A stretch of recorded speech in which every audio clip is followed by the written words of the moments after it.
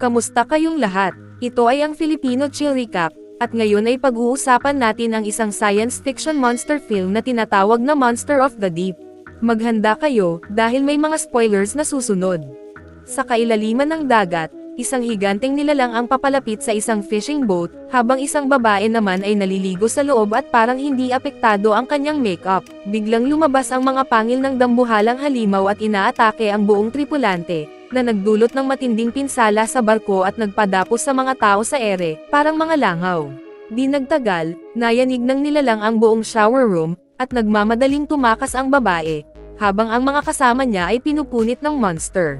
Dahil dito, nagsimulang lumubog ang barko, at nagdesisyon ang babae na tumalon mula sa estruktura kasama ang kanyang hindi matitinag na bathrobe. Subalit, mabilis siyang nilamon ng halimaw na parang isang malaking dumpling, at ang buong barko ay nawala sa misteryosong dagat. 3 taon pagkatapos ng trahedyang insidenteng ito, isang black box ang muling lumutang sa ibabaw ng tubig malapit sa isa pang barko. Agad itong kinuha ng mga marinero, na parang hindi nila alam ang panganib na nakatago sa loob ng kahon. Habang iyon, isang batang lalaki na si June ang nakakita sa kanilang nahanap, at agad na sinabi ito sa kanyang kapatid na si Belle, na abala sa pag-iimbentaryo ng isang mahalagang hiyas sa kanilang safe. Agad silang pumunta sa mga marinero, ngunit nang makarating sila, napansin nilang ang buong crew ay tinatangkang kainin ang nilalang, parang isang giant sushi. Ngunit bago pa makalunok ang isang lalaki, bigla itong pinatama ng mga tentacles ng nilalang, na nagdulot ng pagkabasag ng lalamunan. Agad nagtakbuhan ang mga tao, habang ang mga tentacles ng monster ay lumalabas mula sa bibig ng biktima, na nagpakawala ng takot sa buong crew. Ang babae ay sinubukang tulungan ang marinero, ngunit naging biktima rin siya ng nilalang, at ang DNA ng babae ay nagsimulang magbago. Samantala, sa isang kalapit na lungsod, ang pangunahing karakter na si Zhang ay nagpapatakbo ng isang food stand at halos hindi makabayad sa kanyang mga bills. Ang kanyang bayaw na si Lau ay nagsasabing malapit na nilang mabago ang kanilang kapalaran. Pumunta sila sa isang sushi restaurant, kung saan si Zhang ay mas interesado sa pagpapakain sa kanyang anak na babae, habang si Lau naman ay nagsabi ng isang trabaho na magbabayad ng malaki, ngunit kailangan ang military experience ni Zhang. Pinaghihinalaan ni Zhang na ang trabaho ay ilegal, ngunit naputol ang kanilang usapan nang umubo ang anak na babae, na nagbukas ng lihim na may malubhang karamdaman siya. Walang magawa, dali-dali silang pumunta sa ospital, habang si Zhang ay nakakaranas ng mga flashback tungkol sa kanyang asawa, na noong mga nakaraang araw ay nagmamadali din papunta sa emergency room. Ngunit habang nag-aaway sila tungkol sa kanilang financial na sitwasyon, nagdulot ito ng isang aksidente, na nauwi sa pagkamatay ng kanyang asawa. Dahil dito, napagtanto ng pangunahing karakter na hindi niya kayang mawala ang kanyang anak na babae, kaya't napilitan siyang tanggapin ang alok ni Lau na trabaho. Sa parehong oras, sa loob ng barko kasama ang octopus monster, nakaligtas si June kasama ang kapitan ng barko. Ngunit nagdesisyon ang marinero na harapin ang dambuhalang nilalang upang gumanti sa pagkamatay ng kanyang mga kasama. Nagmamadali ang lalaki patungo sa kusina ng puno ng galit at nakita niyang nandoon pa ang nilalang, kaya't agad niyang inatake ito at pinutol ang isang tentacle. Subalit bago pa niya matapos ang laban, mabilis na hinawakan ng nilalang ang braso ng kapitan at pinaghila siya sa sahig, na nagpapakita ng labis na lakas ng halimaw. Napagtanto ng kapitan na hindi niya kayang makipaglaban, kaya tumakbo siya upang makaligtas, ngunit muli siyang nahawakan ng kalaban at nagsimulang magdesperadong humiwalay sa dambuhalang monster. Bago makalabas, napansin ng kapitan na si June ay nasa likod ng pinto, kaya't isinigaw niya sa bata na tumakbo at isinakripisyo ang sarili upang bigyan ng pagkakataon ang bata na makaalis. Samantala, nagising si Belle at nahirapang maglakad patungo sa cargo container upang magtago sa loob ng safe. Ngunit malinaw na apektado siya ng karanasan sa halimaw. Mas lalo pang lumala nang mapansin niyang may mali sa kanyang katawan, dahil iniwan ng nilalang ang isang bagay sa kanyang tiyan pagkatapos ng kanilang engkwentro, at naghihintay na lamang itong lumabas siya. Sa kabilang banda, papunta si Zhang sa kanilang bagong trabaho, kasama ang ilang mga mercenaries na inalkila ni Lau. Ngunit agad niyang napansin na may mali nang makita niya ang mga kahon ng armas sa loob ng barko. Dahil dito, nagalit ang lalaki, dahil napagtanto niyang may balak si Lau na magsagawa ng isang robbery gamit ang mga armas, at hindi pumayag si Zhang na magpatuloy sa krimen. Mabilis namang lumabas ang katotohanan na plano ni Lau na nakawin ang mahalagang hiyas mula sa barko ni Belle, at pinaalala ni Lau kay Zhang na ito lang ang tanging paraan upang kumita ng sapat na pera para sa operasyon ng anak na babae, kaya't napilitan si Zhang na manahimik.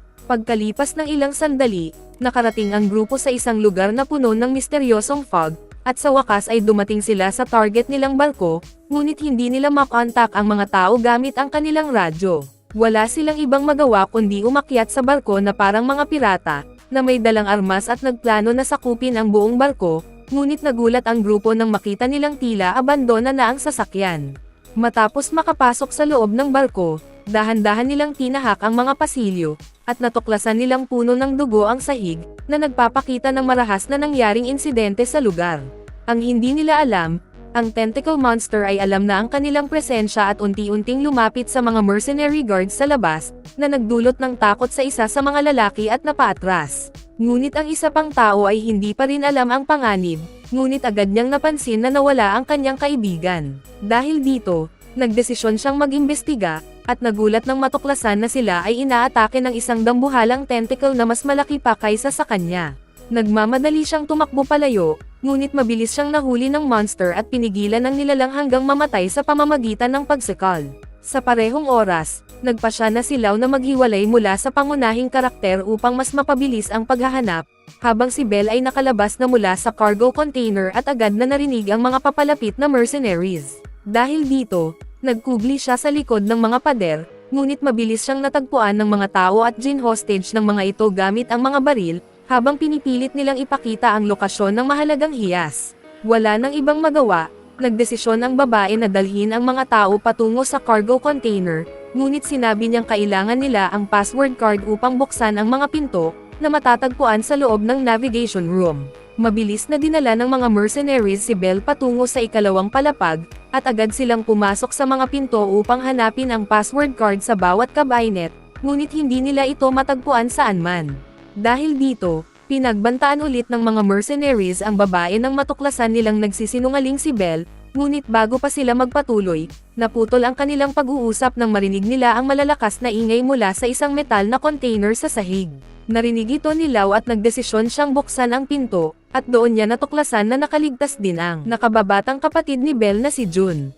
Ngunit ito rin ang nagbigay daan upang gamitin ng mga mercenaries ang batang lalaki bilang isang bargaining chip, kaya't pinilit nilang magtulungan si Belle upang nakawin ang hiyas. Samantala, nakarating si Zhang at ang kanyang grupo sa kusina ng barko, at nakatagpo ng higit pang mga malagkit na likido, ngunit bago pa sila makapagsaliksik, tinawagan sila ng kanilang boss upang bumalik agad sa navigation room. Ngunit bago pa makalabas, napansin nila na may mali, ng isang malaking tentacle na may mga ngipin ang lumabas mula sa likod ng isa sa kanilang mga kasama, at hilahin siya pataas patungo sa kisame. Agad na pinaputok ng grupo ang kanilang mga armas, ngunit nakaiwas ang monster sa mga bala gamit ang mga air vent, at sinubukang mag-ambush mula sa likod. Sa kabutihang palad, nagamit ni Zhang ang isang flame torch upang tapusin ang pag-atake ng kalaban, at binigyan ang grupo ng pagkakataon na makatakbo, ngunit bago pa sila makalabas, napansin nilang naghihintay na ang monster sa kabila ng lugar. Wala nang ibang magawa, nagdesisyon ang grupo na dahan-daang umatras habang umaasa na may tago ang kanilang presensya mula sa kumakain ng laman na tentacle, ngunit ang dambuhalang monster ay tila determinado na hulihin ang mga tao habang patuloy nitong tinitingnan ang bawat sulok ng kwarto. Ang nakakatakot na presensya ng nilalang ay nagdulot ng takot sa mga tao at nagbigay ng babala sa monster, kaya't napilitan ang mga tao na tumakbo palayo mula sa lugar. Ngunit, isa sa mga malalaking lalaki ay halatang kulang sa stamina, kaya't mabilis siyang nahulog sa likod habang humihingi ng tulong, ngunit agad siyang hinailan ng monster at ginawang isang malaking human hamburger. Dahil dito, nakatakas agad ang iba, at isinara nila ang pinto sa harap ng monster sa tamang oras.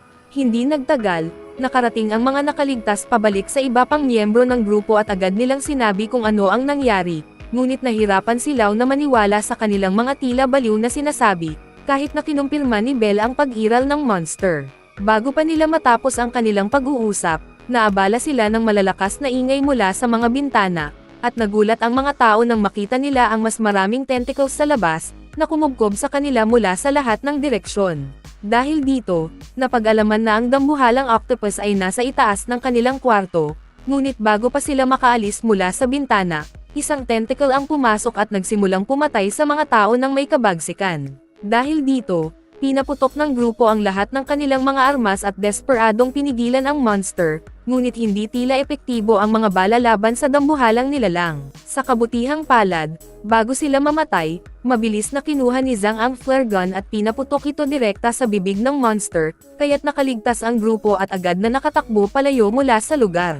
Ngunit habang ang lahat ay nagmamadaling bumaba ng hagdan, aksidenteng nahulog ang batang lalaki sa pagitan ng metal na sahig, at dito lumabas agad ang tentacle monster mula sa likuran ng grupo. Sa hindi inaasahan, hindi tinangkang atakihin ng dambuhalang nilalang ang babaeng infected, kaya't nagkaroon si Zhang ng pagkakataon na kumuha ng palakol, at nagmamadali siyang umatake sa monster ng galit, kaya't napilitan itong umatras. Dahil dito, nakaligtas ang grupo at nakasunod sa mga nagtatakbong mercenaries. Hindi nagtagal, nakarating ang grupo sa cargo area, ngunit sa halip na umalis agad, pinilit ni Lau na ipabukas kay Belle ang safe para sa mahalagang hiyas, dahil hindi niya kayang umuwi ng walang dala.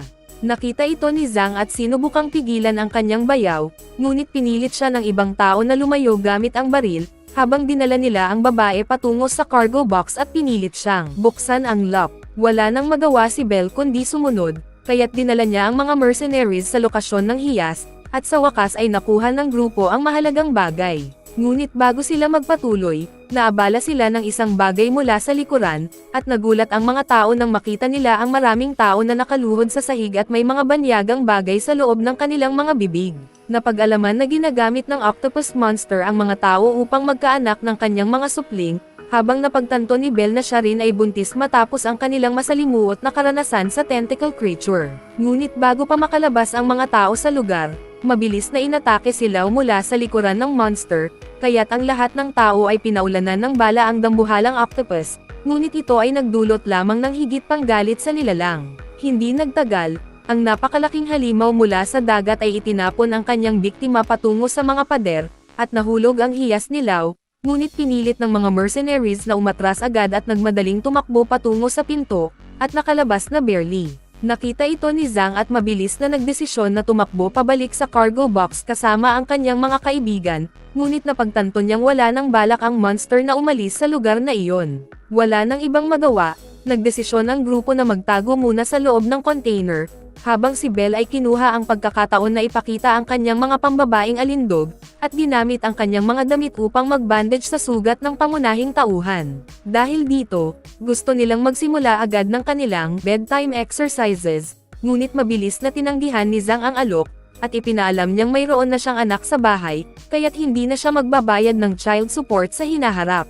Ngunit bago nila natapos ang kanilang usapan, naputol ito ng mga mercenaries na nag-uusap sa radio, at nangako si Lau na tutulong, ngunit inutusan si Zhang na kunin ang brilyante. Hindi nagtagal, nagmamadali ang mga mercenaries palabas ng kanilang taguan at nagsimulang magpaputok ng kanilang mga armas upang makalitaw sa monster, na nagbigay sa pangunahing tauhan ng pagkakataon na kunin ang hiyas bago tumakas mula sa dambuhalang nilalang. Sa kasamaang palad, binigyan din nito ng pagkakataon ang kalaban na patayin ang isa sa mga nakaligtas, habang ang mga tao ay desperadong pinipigilan ang monster.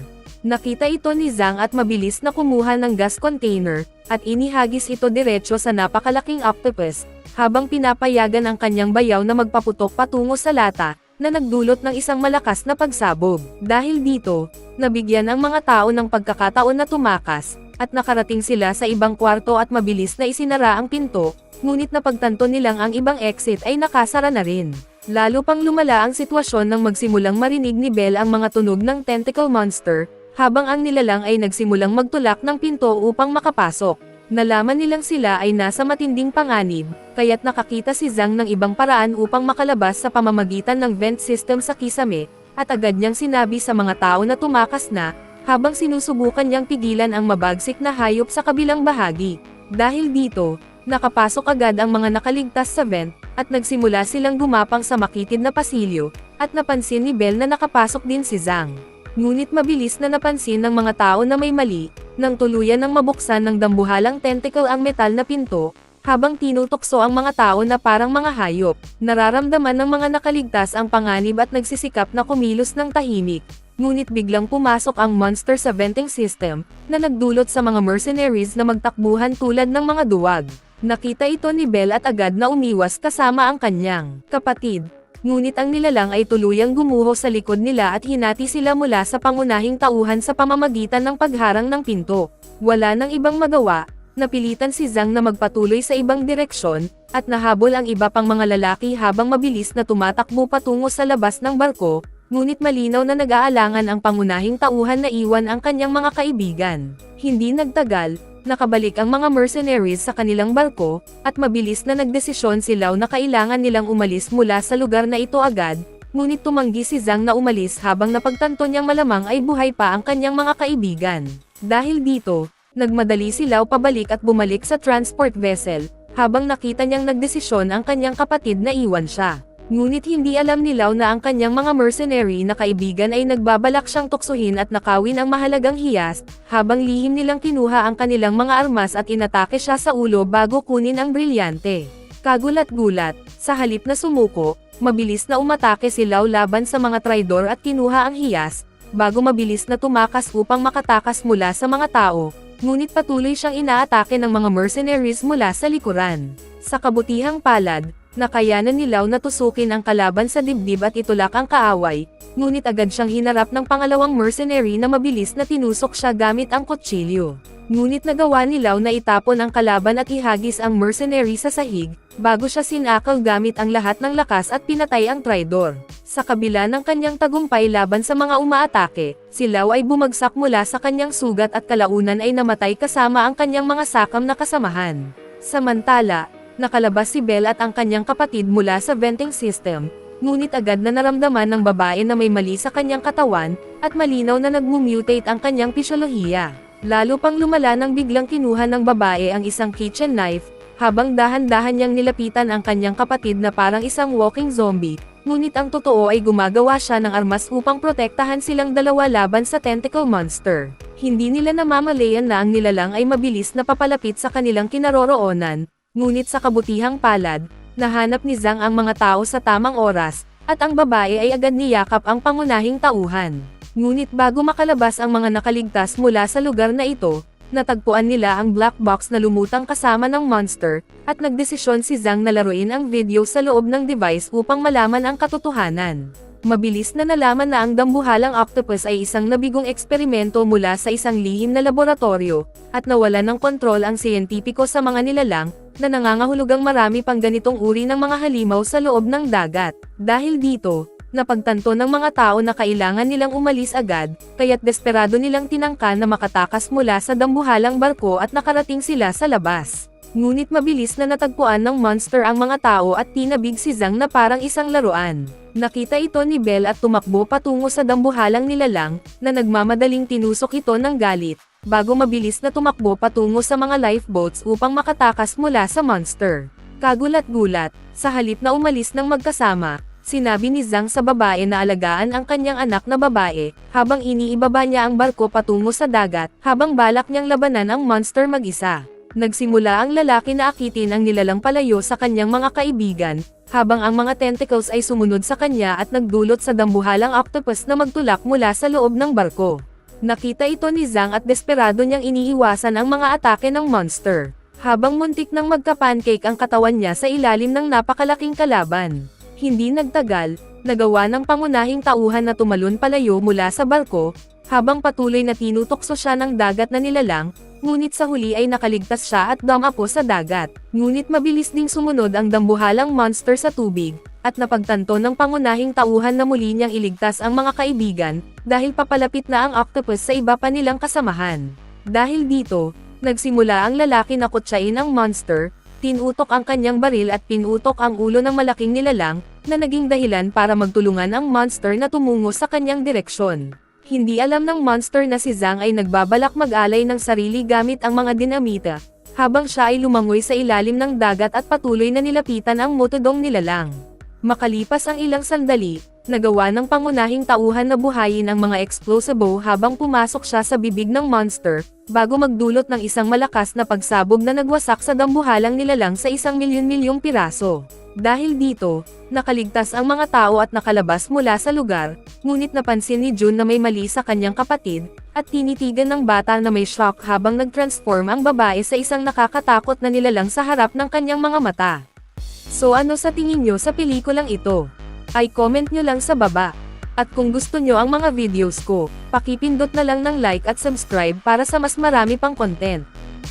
Kita-kits sa susunod.